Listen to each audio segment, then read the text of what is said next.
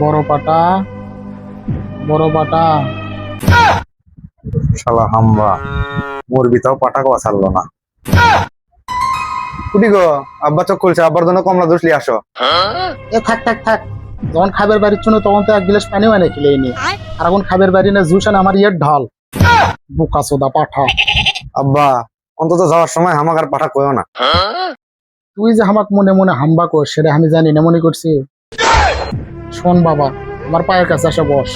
হ হ, পার কাছে বসে আর তোমার লাত্তি খাই। আরে বাবা, আমার মুখ ছাড়া আর কিছুই কাজ করিচ্ছে না। লাত্তি মেরে ফেললে তো এতক্ষণ ম্যান নই নি। তাহলে বসা যায়।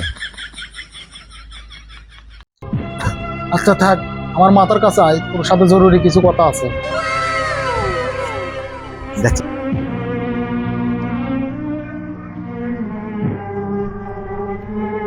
কো হাম্বা, সরি আব্বা, কো আব্বা কও, সিন্ধুকের মধ্যে খাটের নিচে, তোষকের নিচে, বাক্সের নিচে কুটি কি আছে হামাকানা কও। শালা পাটা, সিন্ধুকের মধ্যে তোর মায়ের সোনা দানা গহনা।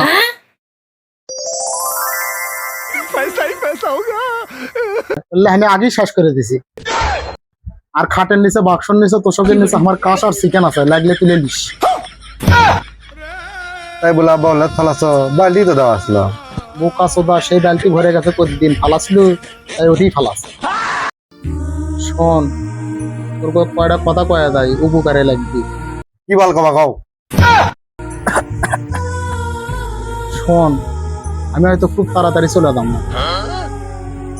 যাত্রা শুভ হোক। কে মারলো রে?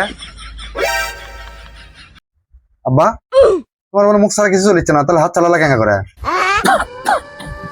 যে কথা কইছু চলান লাগলো, আমি যেটা কই মনোযোগ দিয়ে শোন সবাই। 10টা তো মিল করে পারলো না, তোরা 9 ভাই কোনোদিনও আলাদা হবো না। আলাদা না, এই বোকা সোদা করে কিংকা করে গেলে বুঝবি না। এ শোন, তোরা বেড়ে দেয় সবলি 2টা করে লাঠিলি আয়। আব্বা মরার সময় মারা পিঠে বুঝেন লাগবি, মুখ দেখলেও তো হয়। ওরে বোকা সোদারা, হামাক আর ওঠাস নে, যেটা করছি সেটা তাড়াতাড়ি কর, আমি আর বেশিক্ষণ নাই।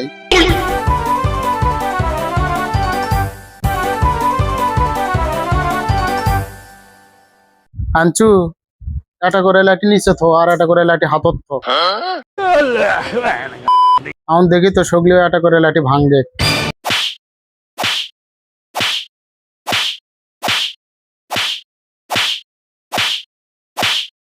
এখন দেখ, এক একটা লাঠি হচ্ছে তোরা, যাক সহজে ভাঙ্গা গেল।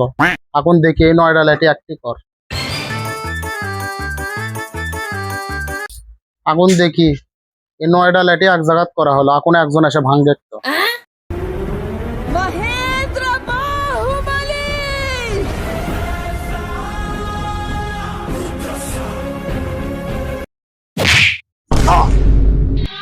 মরার আগে একটা উপদেশ দিবে কেন, সেটাও হলো না।